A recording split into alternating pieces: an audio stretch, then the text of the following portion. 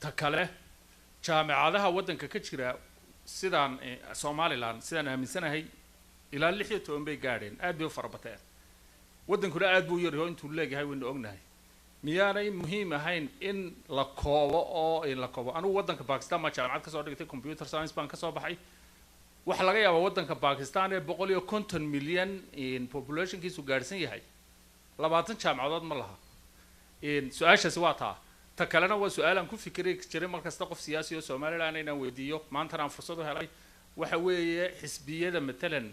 وسياسة حزبية للصومالي الآن مثلا حزب مركز سوب بحوايو أما حزبية لدتي وترتمي مركز سوب بحوايان ما حيكون عضي مركز مثلا سوب بحوايان مثلا مدحوين قف كيمون نغنن بحوم مثلا دولة دوجا قريب قلوا ويصيرون نقوى وكله مثلا فورين مينستر وكله محنو عصا وكله مثلا تصالحات وكل مريكان كانوا سوق هذانا يا مريكان هيلاري كلينتون ما مدحوينه ترتميسي واحد مغرتي سكرتير اوف ستيت او ودمada kalena foreign minister loo yaqaano John Kerry baa isaguna madaxweyne tartamay wuxuu noqday imkana secretary of state saas oo kale matalan wad maasan aad bad maasan uu jileedahay antii hore hadan soo qaato xisbiga dhexdiisa waxa la yiraahdaa waa disorganized hadallo kala gaargaara ay ku hadlaan Ali Guri Faisal iyo Jamal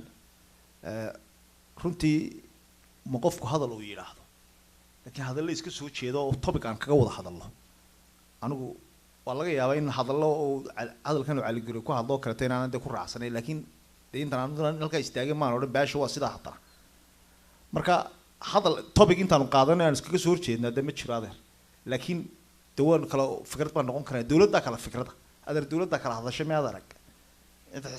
tii dawladda hay laftirkeeda waa kala hadasha iska daa xisbiyada marka dadkan microphone-ka markay qabsadaan ma control kartid mana control kartid waxa kale oo tiri hadaa dawlad noqotaan sidee leedii aaminaya daadar marka madaxweynaha oo power baa leeyo ciidan toon waa aamusin karaya imika laakiin in murashaxan ayo doorasho doonayo cidna ma aamusin karaan cid walba ana u baahan runta wanaagsan in dadka loo sheegay laakiin marka madaxweynaha aad power tahay dawada aamusin karaysa dadka imika laakiin aday wax doonayay nin walbana u baahan mana aamusin karaysa dadka waliba madax markay yihiin ay xisbiga ka yihiin laakiin waan kugu raacsanahay in topic inta la soo qaato inaan kala issue topic say for example